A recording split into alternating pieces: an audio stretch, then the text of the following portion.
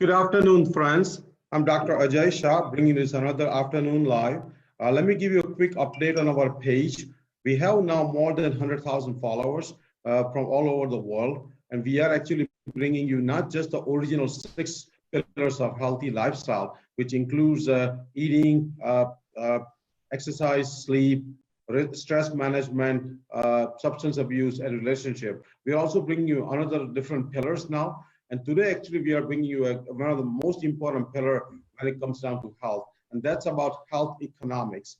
Our today's guest is Dr. Chris Lowe, who actually is a MD PhD, a great coach with lots of financial health information, a TED speaker, an author, an entrepreneur.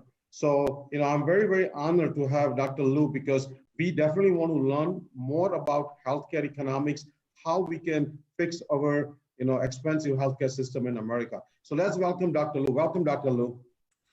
Hey, Dr. Shah, thanks for having me. I'm so glad we were able to make this happen and contribute and give value to your audience. Yeah, thank you. So please tell us, where do you live and what type of work you do now? Sure. I'm based in Texas, and my background is in orthopedic surgery. Right now, I transitioned back in 2016. I transitioned full time into becoming a entrepreneur. So now I own and run my own company, which encompasses running and managing my investments. I do a lot of consulting for hospitals and high net worth individuals. I do a lot of coaching. I'm preparing for my TEDx talk in October, and I've written 4 books, and now I also sit on the advisory board of a early stage digital health AI startup. So I do a lot of, I direct digital health strategy for that company. Wow, that's very, very impressive.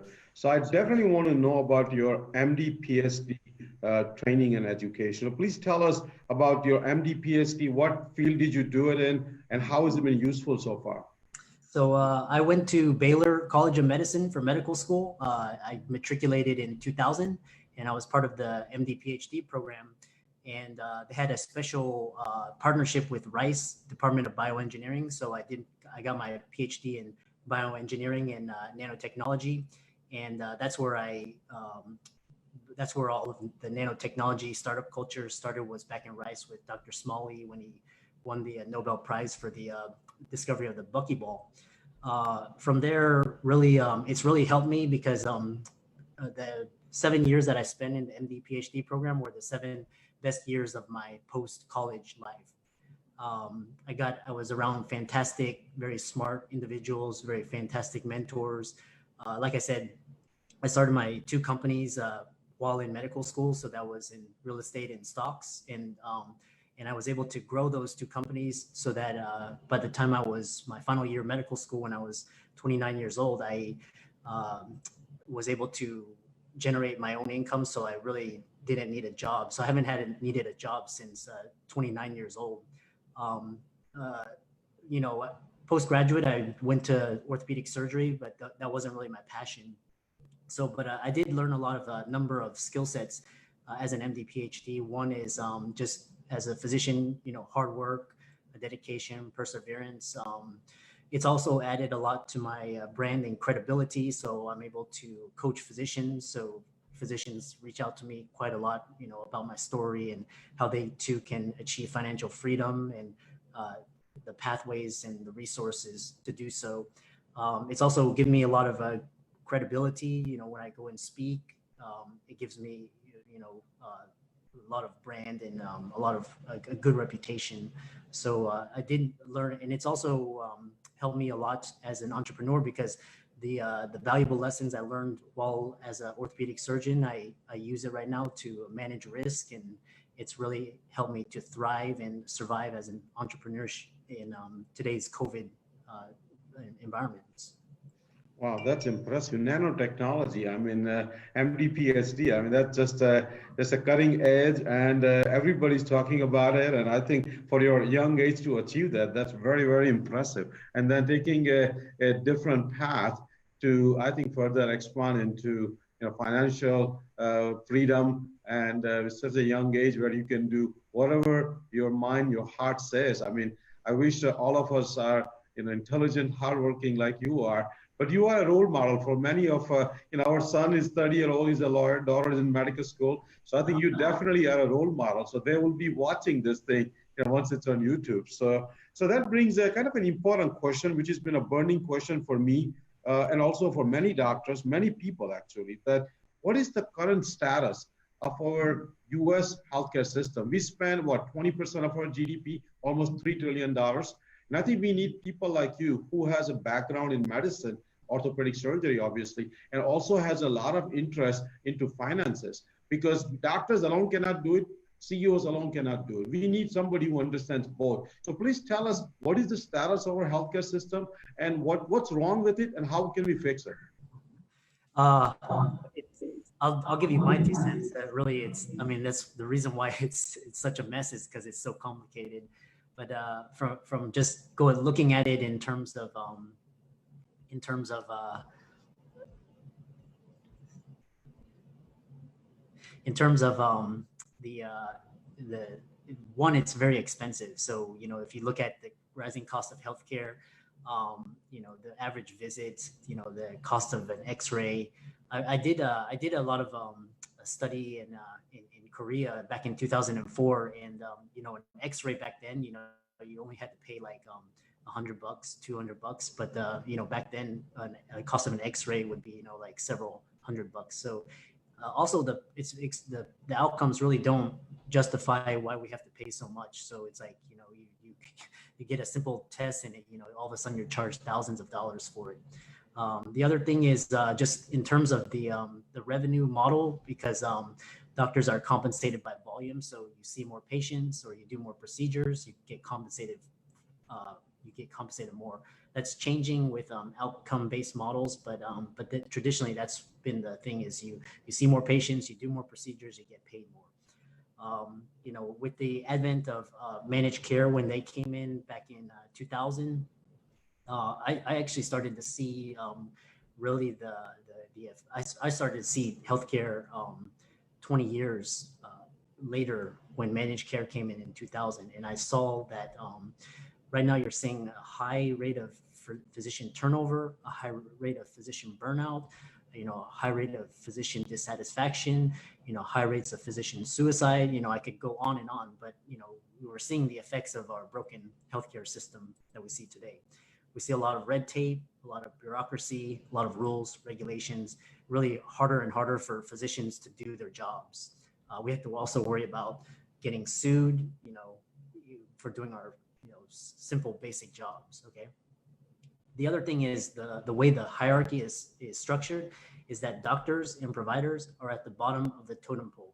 So what that means is the bureaucrats, the administrators, the executives, they tell the doctors what to do, with the threat of either termination, litigation, so on and so forth. So the insurance and the executives and the state medical and licensing boards are very powerful. So they have a lot of say over the future of a physician. On top of that, you also have physicians that are in huge amounts of debt. 500,000, 600,000. Sometimes, I saw one article where a physician was 700,000 in debt, with 2 kids and a wife, and he wanted to buy another house. That's the sort of status that we see today. Physicians don't have a say in any of the day-to-day business decisions, and so they're completely expendable. So, and I'm happy to I know you have some further questions regarding, Yeah. healthcare. No, I think you said it a very right way. I think physicians are at the bottom, and I think, and that's why we need people like you who can actually lead us, and actually more like many organizations, many healthcare system, like Cleveland Clinic, for example, when physician is the CEO, those systems are run better, and many times physicians have somewhat of a better job satisfaction. But I agree with you. I think some kind of outcome-based model is the way to go, because right now physicians are just running like a rat. I mean, they're just on a treadmill trying to see more and more patients, and they themselves are getting burned out. Patients are not getting a healthy lifestyle type approach. They're just getting more pills and more procedures. I think that we need to change. So I think that brings my question, which is I always ask that in terms of the healthy lifestyle, what do you think will be the impact of having a healthy lifestyle, avoiding any overweight or obesity on our healthcare system, healthcare costs, and how more physicians can prescribe healthy lifestyle instead of just pills and procedures. So I think our healthcare system is based. The model is rewarded for you're rewarded if you for sick care. So you're rewarded for admitting patients into the intensive care unit, for prescribing medications, doing procedures. So that's how the system is based and rigged. I would say rigged in the United States.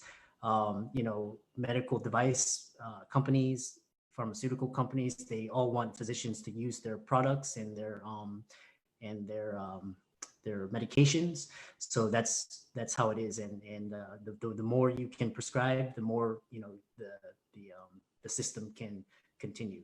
So in a lot of other countries, it's not that way. So I've studied a lot of countries that you don't have to spend so much on healthcare. The quality of life is so much better, and people are so much healthier. So I think we need to shift from a model of sick care to a model of preventative care.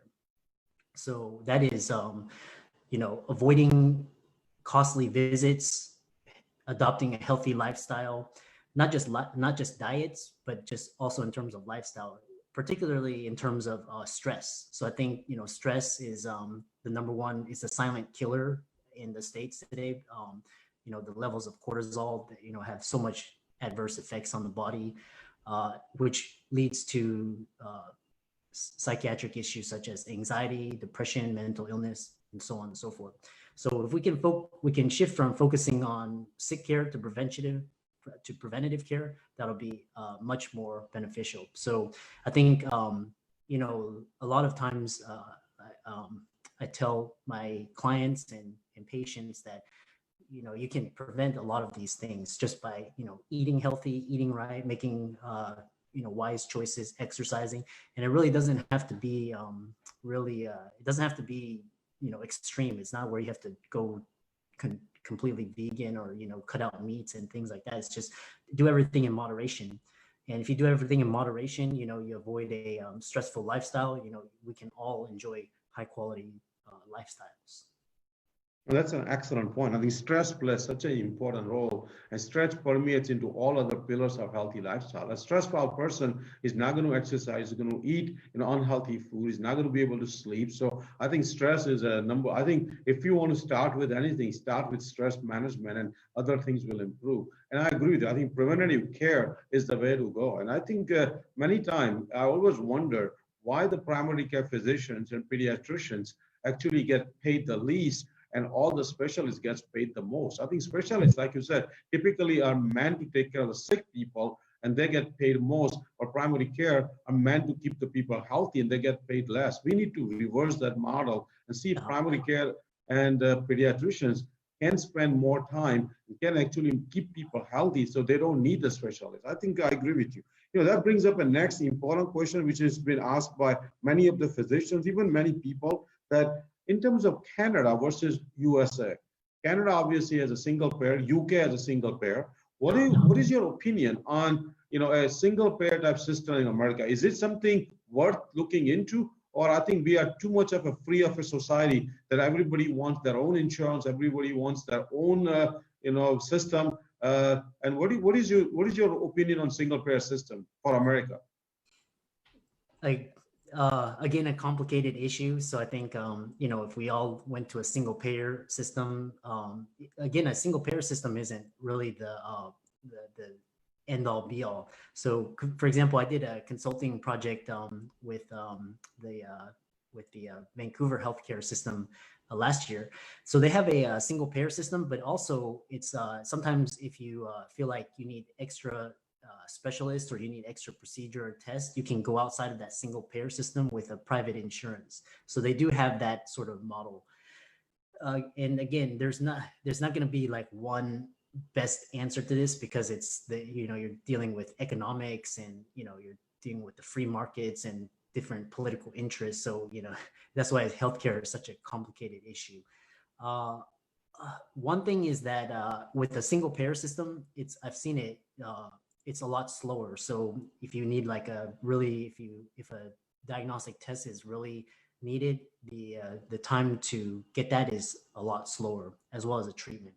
So that's one of the disadvantages. So the good thing about I've seen with the United States is that it's the most technologically advanced. We have the most sophisticated treatments, the most sophisticated equipment, and that's why a lot of it's expensive. We just don't know how to convert all of that into good outcomes. So and again, if it's a public system, it's going to rest on the taxpayers' shoulders. So that's how you're going to generate revenues, through the taxpayers. So in the United States, you have you have Obamacare, you have Medicare, Medicaid. Those are sort of like the public, and then you have the private insurance. So, and again, a lot of doctors are going away from Obamacare and Medicare or Medicaid. I'm just speaking in general, but because that just isn't, they're not going to get compensated enough, so that they just start to turn patients away.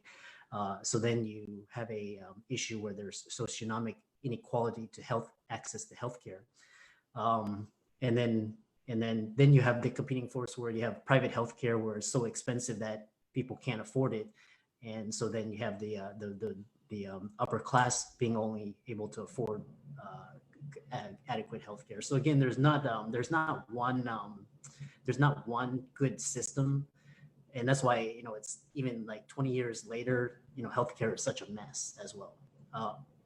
Ultimately, it's with a public single payer system, it's going to rest on the taxpayers, which essentially means the middle class, because the rich have a lot of loopholes that they don't have to pay their taxes, and then of course the lower socioeconomic groups, they qualify for the other programs. So there's no one good answer, but there's if I had the answer to that, I could probably run for president. But that's a good point. It's a very complicated system, and I think we sometimes just take it black and white, that single payer versus free market. But I think it's going to require probably some hybrid approach, and I think. Yeah, I agree with you. I think let's dive into your specialty, which I really want to hear a lot of your views on. That number one question is that many physicians, even they're working hard, they're working long hours, they're very talented, they have great degree, they have great skills, but many physicians, even after 10 years, 20 years of practice, they don't have any significant asset built. They don't have any significant saving. They don't even have paid off the mortgage on their house. They don't even have any significant retirement account. So how a physician, learning from your own experience, and now you are coaching and teaching physicians, how can you advise a person like me and many of our 500 physician followers, what is your top 5 advice in terms of what every physician should do?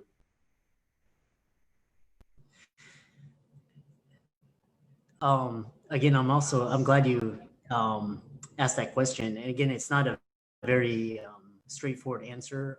I've, since 2002, when I formally incorporated, when I read the book Rich Dad Poor Dad, and I just started studying economics and trends and history and the markets and finances and business, because I'll share you with the story, because I thought when I was I subscribed to the paradigm of go to school, get good grades, get in, become a doctor, and then you're set. So when I matriculated in 2000, I thought, all I have to do is complete medical school, finish residency, I'd be set. All I had to do is just get a job. And then 9/11 happened, and I started to see, and then I started to see where the healthcare was going. So I started to really prepare myself for an exit plan. And I've coached a lot of physicians. I talked to a lot of physicians, and it's really alarming the role of how little financial education physicians have. So, we all go into medicine because, partly is because it pays well. We want to have that nice lifestyle. We want to have that job stability and job security. So we have that, we go into the high incomes. But the problem is we don't know what to do with those high incomes. So, because that's such a high earned income, that's the highest tax. So That's one of the reasons why, for example, the Fed can drop interest rates to almost zero and print trillions at the click of a button. So it doesn't really make sense to be working 120 plus hours, for a paycheck, because the Fed can just print that amount in a matter of seconds. So what we have to do is we have to learn how to become investors. We have to learn how to learn how money really works. What is really because the most wealthiest I studied the most wealthiest people, and none of them were physicians. They were all business owners, entrepreneurs, and investors in finance. So those were the people that were the most wealthy. That generated 30 million a year.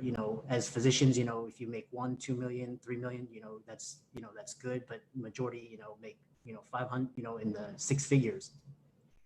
So that's one thing. The other thing is expenses. So we live lavish lifestyles. We drive fancy cars. We buy these. We have these homes with expensive mortgages, and then we undergo costly divorces. So we really don't really know how to properly manage our expenses, and so that spirals out of control. And on top of that, you have student loan debt. Where you have a 500,000 student loan ticket, even before you become an attending, you're already years behind. Someone that knows how to invest that money and who knows how to use debt appropriately. So that's the other thing. The other thing is the difference between assets and liabilities. So we all think our house is an asset, but really our house is a liability, because if you see right now, a lot of physicians, their salaries are cut, their incomes are cut, a lot of them are let go. And so how are they going to service that debt? So that becomes a liability.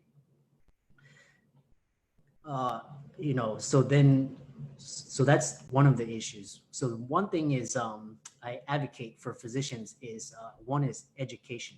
If you have that you take that first step and you start educating yourself, get your head out of the standard medical textbooks and you start reading finance books, business books, books by people that are outside of your field that are extremely wealthy and successful. For example, Richard Branson or Steve Jobs, Warren Buffett, then you can get into their minds and start to see how they think. So what it is really they're thinking smarter. They're using their time and their assets in their education in a more innovative and smarter way. Whereas we as physicians were trained to just listen to the teacher, don't cause trouble, get a job, and so on and so forth.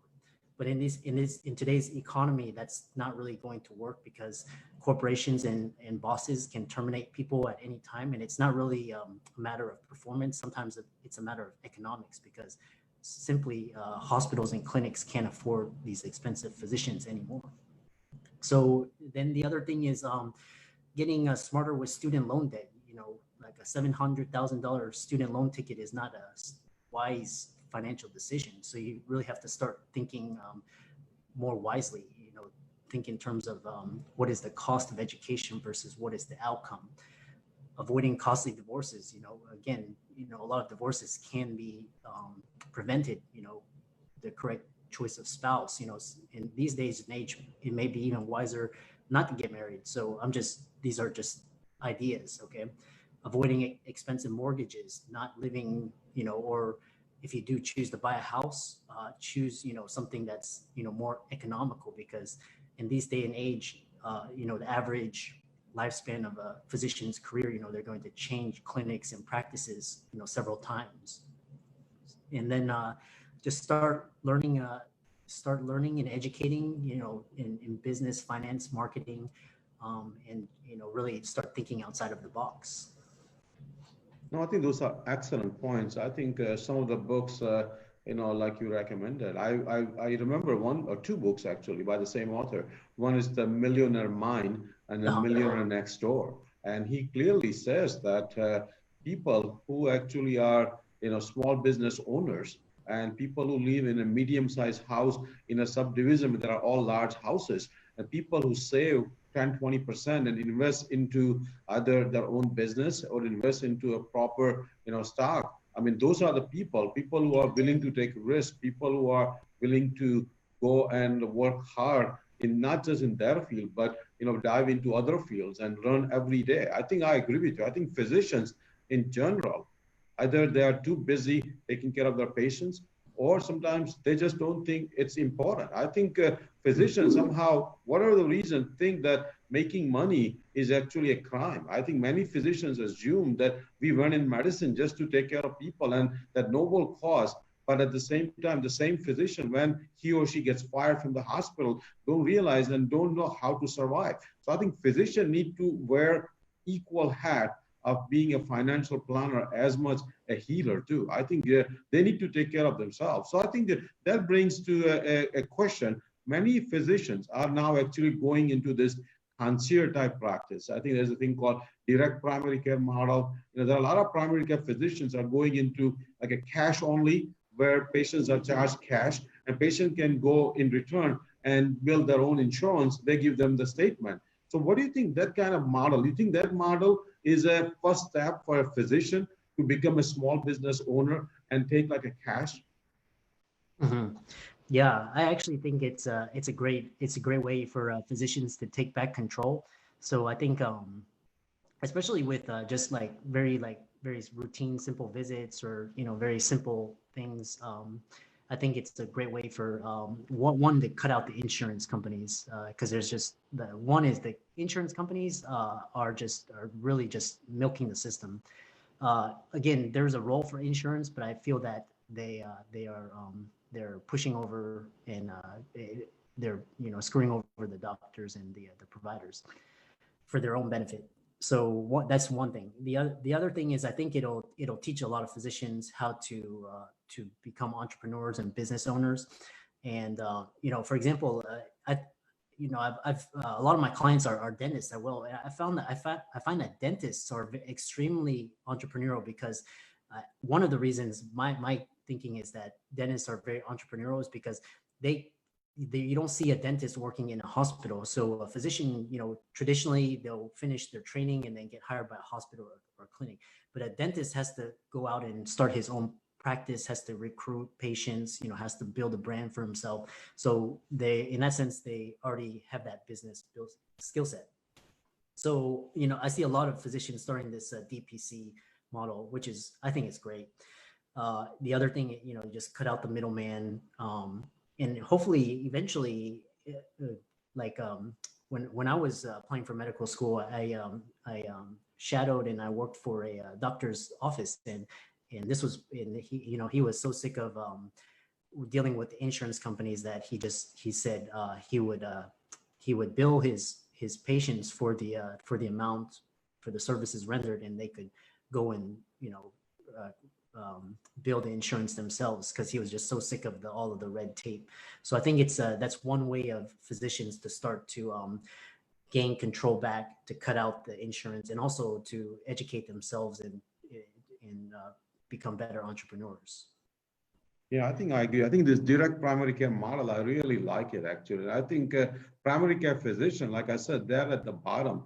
I mean, they just can't afford to keep giving cut and commission to all this, other organizations. I think they need to keep money for themselves. And I think I'm bringing actually a author of a direct care model in 2 weeks to our page. And he's going to explain us how a physician, particularly a primary care physician and pediatrician, can start a direct primary care model. But I agree with you that your example of dentists being much more entrepreneurial and much more, self-starter and much more better marketer, in terms of just a small business owner. And we all can learn from a dentist as a physician. How can we protect ourselves and how we can take care of ourselves? And to be honest with you, many dentists have much better working hours and their income is much higher than primary care physicians. Mm-hmm. And the liability is also much lower. So I think we are losing out on many ends, and we definitely can learn from dentists. That's a great suggestion. I agree with you. So let's start with some of the things I want to learn from you, which applies to all our viewers, not just the doctors. And that's about our current economic system or economic situation in America. With COVID-19, obviously, a lot of the businesses are closing or closed. A lot of the large departmental stores are closing, airlines, cruises, everything is pretty much in a kind of a recession mode. So please tell us, what is your view as a financial expert and as a physician? What is your view in terms of US economy? Are we in recession now, even the stock market is not, but as a people, as the people's job, are we into recession or are we out of that? Well, I think this because of COVID-19, I think we are in a recession. Most like also, I think we're in a depression. I just think that it's being masked by the media. That being said, I also think that the bailout, the COVID-19 relief package just passed, for small businesses and for Main Street. That package was more than 2008 and 9/11 combined. So I think it's all being propped up. I think it's all being propped up by debt. So eventually, the debt has to be repaid.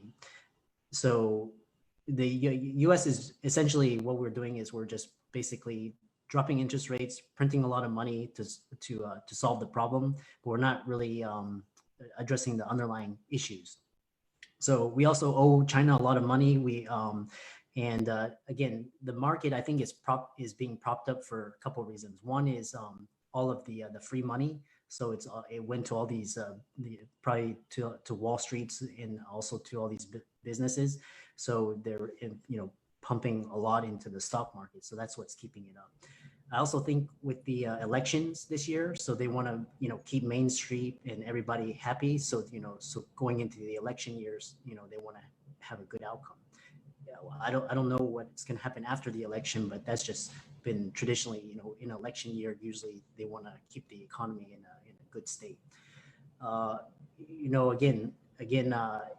think the two dominant countries right now in the world are U.S. and China, and I think U.S. is doing a lot to try and gain a strategic advantage, to maintain its dominance. But again, if you see like I've read a couple of books talking about the fall of empires. So if you talk about like Rome, if you see like England, all of them follow the same path that we're following. The United States is on right now. So, and again, this is a very complicated issue. So you have competing interests, you have the free market, you have economics. So there's no one good answer, but again, I see the United States becoming just really highly bureaucratic and a lot of red tape and a lot of rules and regulations. The one thing that United States has going for it is it's the country that has the greatest amount of opportunity. So anybody can come to this country. It's a free country. As long as you don't break the law. And you can pursue, you have all of the opportunity, resources here to succeed. So that's the one thing. There's a lot of disadvantages to the United States, and there's a lot of things that make the United States less competitive. So the United States is losing out to countries in terms of education, to Asia, to China, to Europe. So, but the thing is, we have so much opportunity, and really, the United States is founded upon entrepreneurship. So we have the best ideas, we have the best technology. It's just that there's a lot of things that hinder and stifle us. But I hope that's a long-winded answer to. No. I think you said in a very right way that we have some great characteristic to overcome what Roman people and UK people went through, But I think it will require hard work, and it will require some discipline. It will require some new ideas and new thinking. And our politicians, I think, need to start listening to people like you. I think otherwise, if they're going to keep doing this old way of doing it, I think we're going to go just like what Romans went. And I think bureaucracy is getting bigger.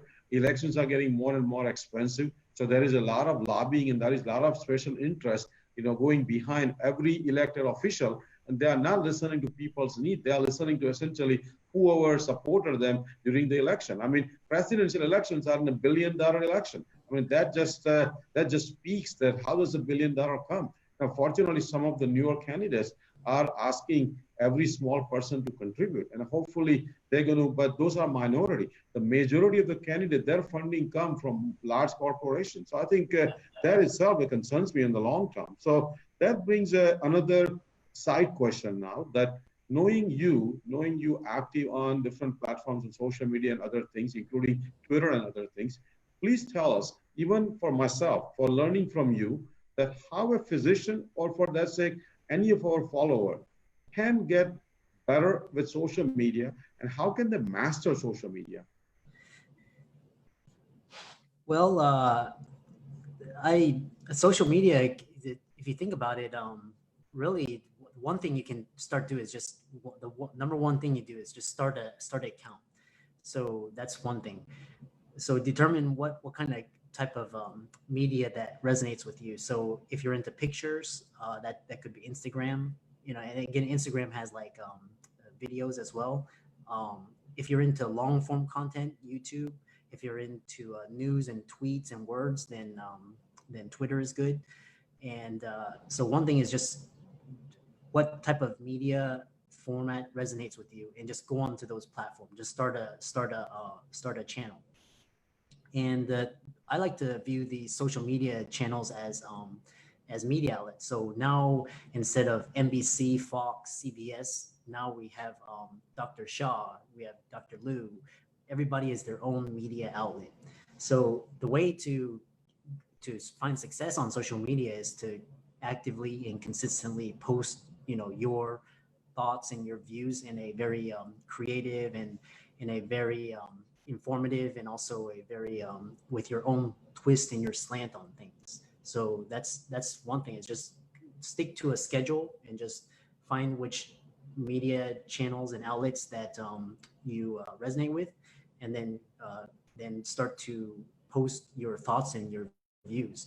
So the other thing is to distinguish social media between personal use. So that's, for example, posting photos of your trips or your food or things like that, into more of a business media marketing sense. So that's more to gain followers, more to communicate with your audience.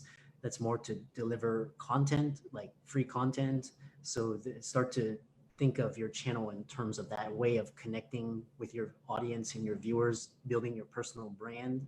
And that way, and from there, you will attract the following.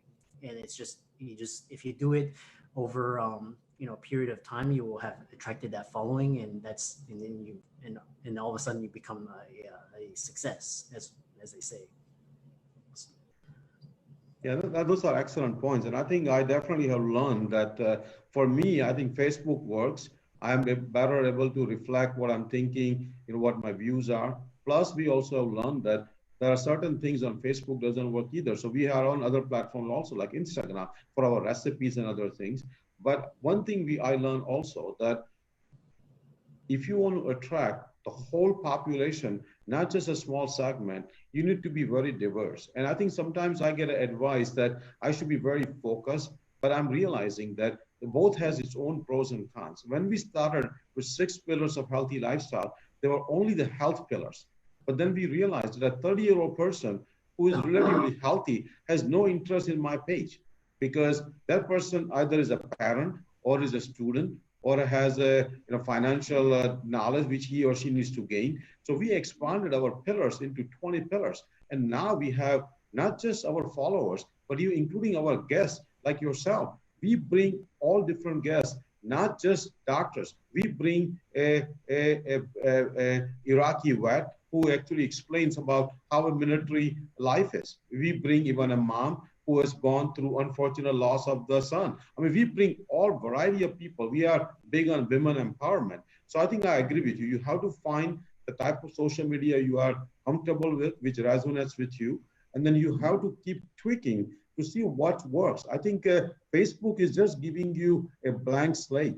I think we need to write on that blank slate what works for us. And that's a different than like traditional TV media, where they pretty much manage everything when you bring them. So I think I agree with you. I think that's an excellent point. So that brings up a next question. I've seen you in action. I've seen actually a lot of your podcasts and other things, that you are very good at coaching not just physicians, but a lot of entrepreneur people, a lot of business people. So please tell us, what are the good qualities of any coach? Like if I want to be a better coach, what certain things I must have as a coach? Besides experience and wisdom and just knowing when you can take a client and you can see 10 years into the future for them. So that's besides the experience, but you also have to be able to relate to the client. So you have to be able to relate to them from where they are in their journey. So you could be up here in your journey as a coach, but in order to work with different subsets and different segments of clients, so you have to be able to reach them where they are. So you have to go into their mindset. So for those that are just first starting out, their mindset is probably going to be based on a lot of fear and a lot of scarcity, and based on a lot of what do others think about me? What do others say about me? Whereas if you have someone further along in the journey who's already taken that leap of faith and started their own company, they're probably thinking more of, well, what can I do to maximize my day to day? What opportunities can I pursue? How can I best maximize my time? And how can I best, create the best product service? How can I market to that segment? How can I reach that customer? So you have to be able to go into there and reach them in a very effective and empathic manner, and speak to them from there. From there, once you get into their head and you're able to form that rapport and trust with them at that level, then the real work begins. That's where you begin to able to dissect their mindsets, their beliefs, what is holding them back, what are they fearing, what do they want, what do they need, and what do they wish. So you have to be able to speak to each of those different categories, and from there you offer a strategy and a plan of action so that they can get to the next level.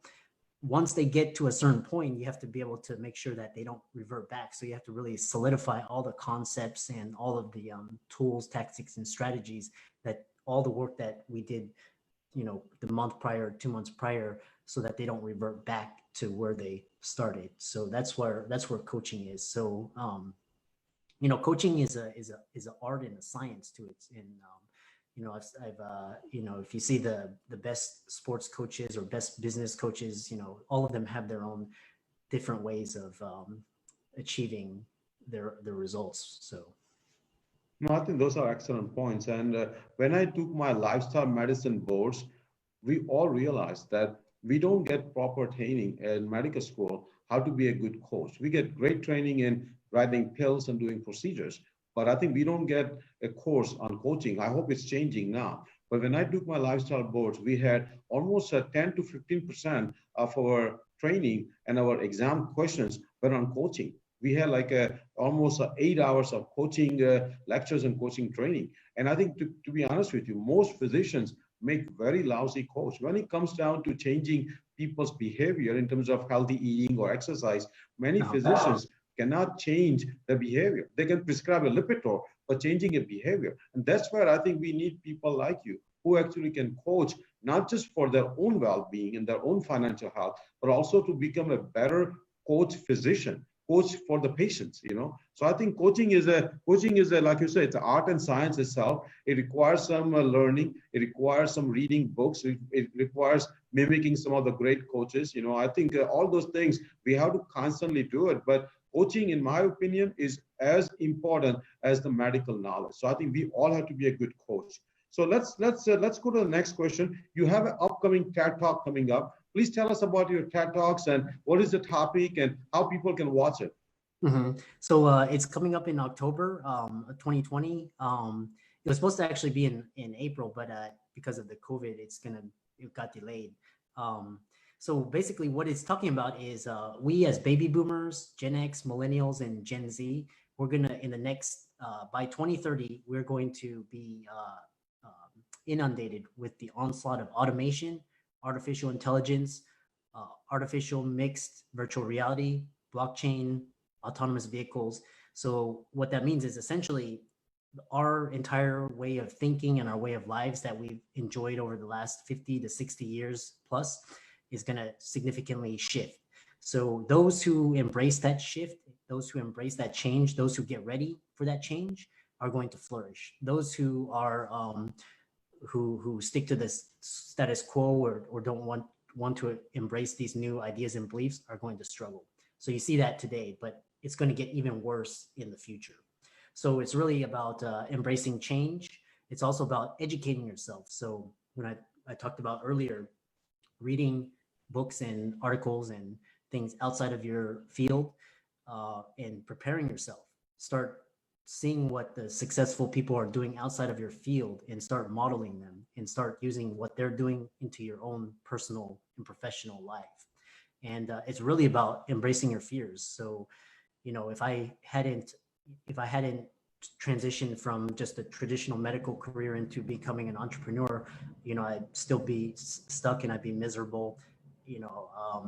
I'd just be, you know, cogging the wheel. But now I'm, you know, impacting lives. So really need to face your fears.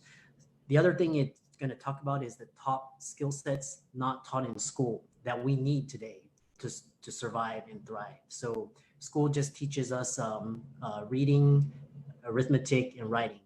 So that's it. But, you know, if you think about it, that's just 3 skill sets. But in the real world, there's, you know, 8 or 9, there's actually 8 different core competencies, you know, different types of intelligences, but school only emphasizes 3. So what we need to do to survive and thrive are, 1, we need to learn how to work together, how to network. We need to learn how to really position ourselves and market ourselves, our products and our ideas. So it's going to be about, you know, taking your intellectual ideas and your property and how to communicate that through public speaking, through marketing and sales, and things such as that nature. So.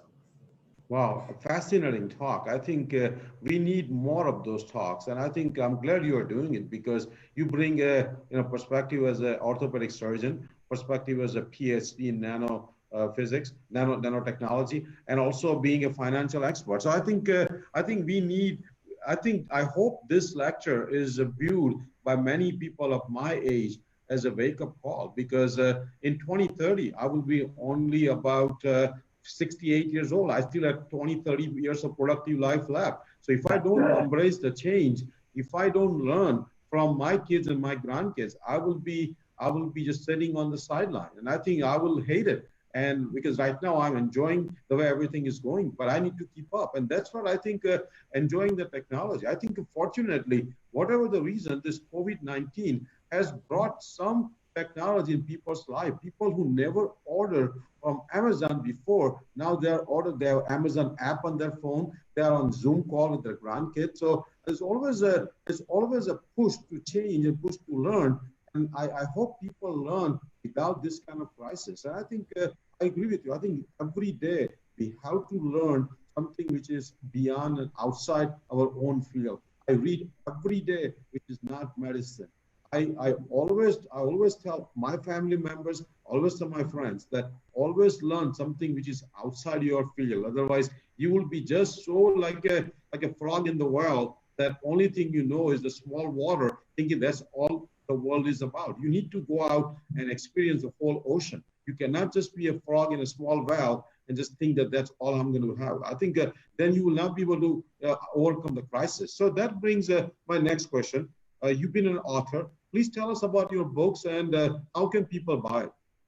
So they're all on Amazon. If you go to Amazon and type in Christopher H. Liu, MD, PhD, I've written 4 books. And my impotence for writing the 4 books were just because I had so many inquiries. And I really didn't have time to answer all of the inquiries. So those books are there as resources so people can go and read about it and learn.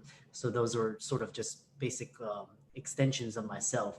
So, and I wrote them around the 4 passive income streams that allowed me to gain financial freedom. So the first book, that's my keystone book. That's my autobiography. That was my book that I wanted to share the world. And that's essentially, you know, me as growing up, Asian American, being the outsider, growing up in, you know, dysfunction, bullied, discrimination, and how why I chose medicine and then from there, how I pivoted, how I pivoted out of this sort of dysfunctional system. So that was one, and then I leveraged that into writing three additional books. So the first book was talking about stocks and options. So stocks and options are how I initially gained my financial freedom. That's how I was able to generate cash flow without needing to work for a job or work for a boss. So that's how I was able to generate that. I leveraged that into the next book where I talked about starting my consulting company and how I was able to. Last year, I broke 7 figures. So it talks about how to grow and scale your consulting company, how to build your brand, how to network, and how to do that in today's digital age, as opposed to traditional forms of growing and scaling your company. And then the last book I wrote was more for just to share how I wrote my 4 books and go through the process. What I've since done is from those books I've created digital products and programs. So I run online masterminds, monthly masterminds. So we have one tomorrow, and a lot of online products and courses. So that's where we really get into like the real-time issues, real-time ideas.